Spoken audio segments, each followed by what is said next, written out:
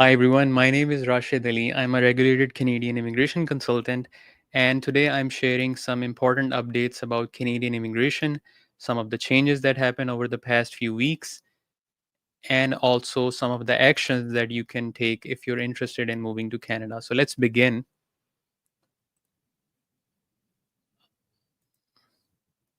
First of all, there are some changes that are being proposed in Express Entry system. From next year, there are good chances that a few new categories will be added. One of those categories will be senior management occupations.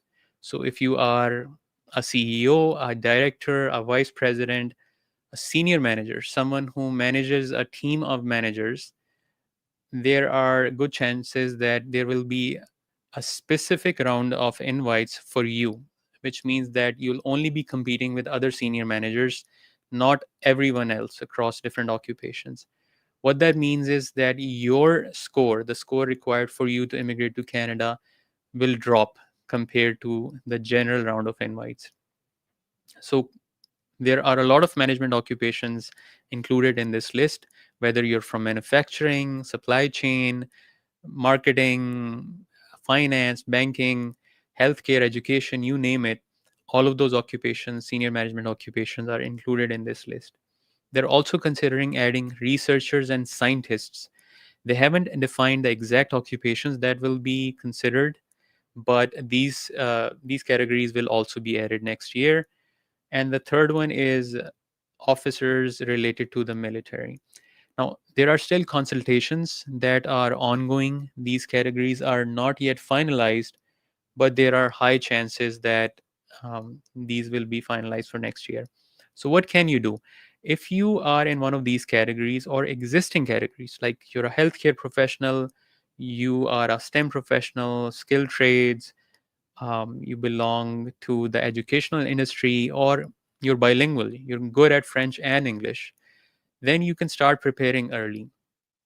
You can start your educational credentials assessment right now because it takes a few months. You can go through your language exam or language exams. So when these categories are announced and they are actually considering these occupations, your profile should be ready so you can be invited early. Okay.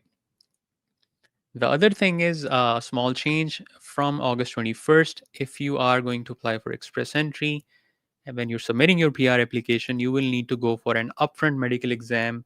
Previously, you had to wait for a request from IRCC, but that is changing. And I think it's a good change because that will mean that the processing time for express entry will be reduced. There were three rounds of invites in express entry this month. The first one was related to provincial nominee program where 225 people were invited with a very high score, obviously, because PNP applicants get 600 CRS points through nomination. So 739 was the score. The second round of invites was for CEC applicants.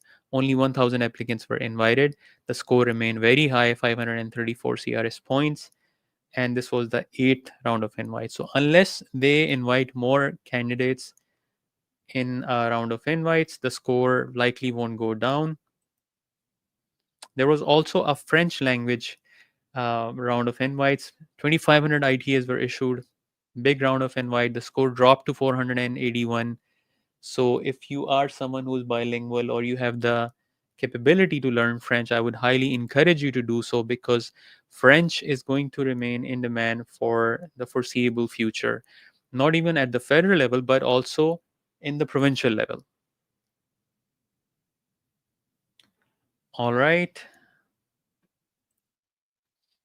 Another important update is about International Experience Canada or IEC. If you are a citizen of one of these 35 countries, you can apply for an open work permit without any job offer, without any LMIA, through one of the three streams. One important condition is that you have to be a young professional.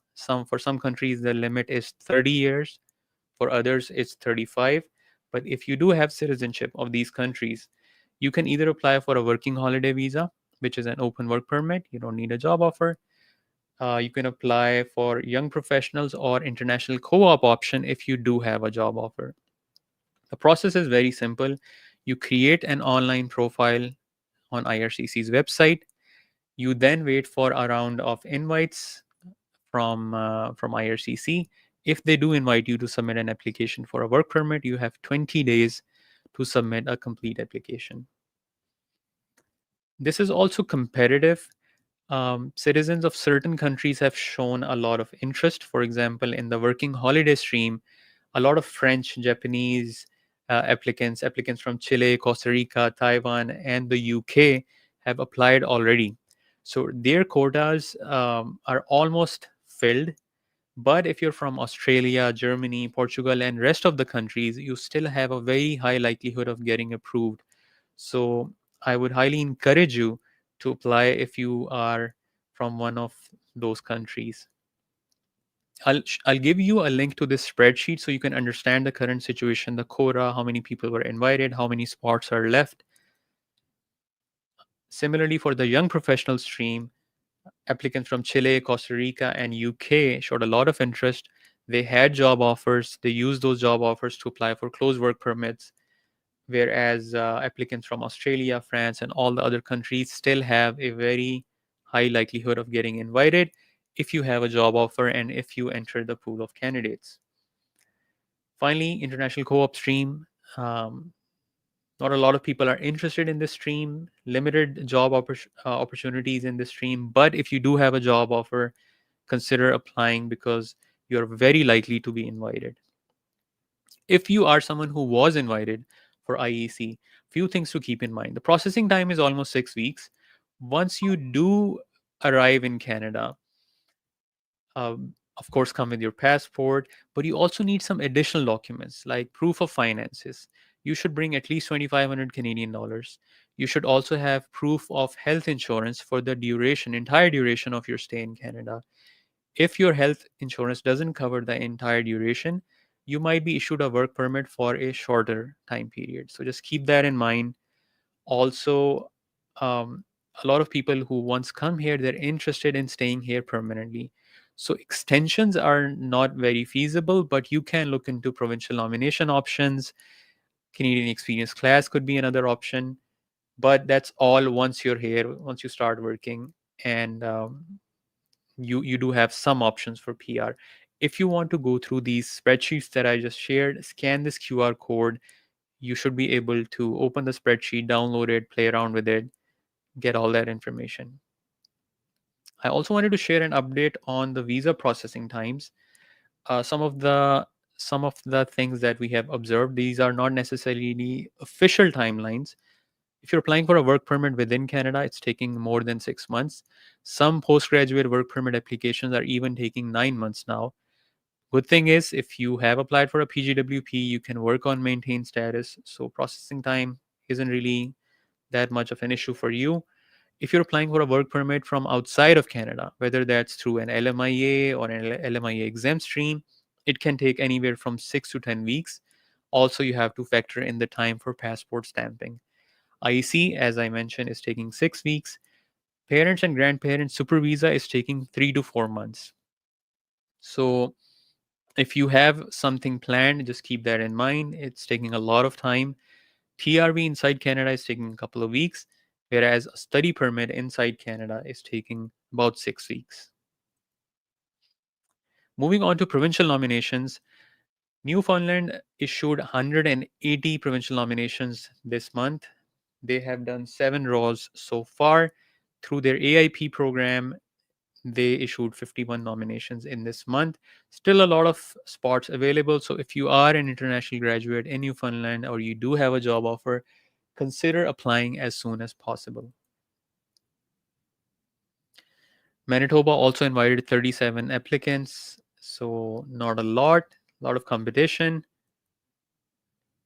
There's also a change. A new community has been added to the rural community immigration pilot, and this community is in British Columbia, West Kootenay, and they're targeting employers within the healthcare, social services, education, skilled trades, and hospitality sectors because there is a shortage of labor in these sectors.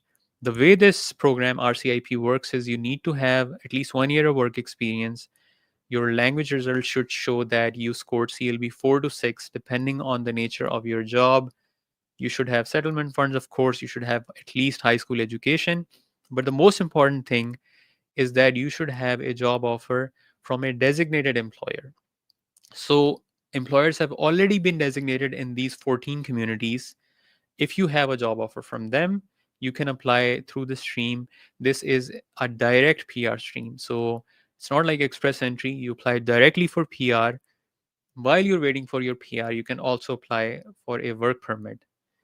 So it's a very good opportunity, not only for lower skilled professionals but highly skilled professionals. Like I've helped people like pharmacists through the stream in the past, and the PR option is very helpful. If you want to go through the list of all the communities and you want to go to the direct pages of designated employers, I have a spreadsheet with the link of all of these. You can just scan this QR code or visit this link to access this spreadsheet. That's it for today. If you need any help, you can scan this QR code, visit my website,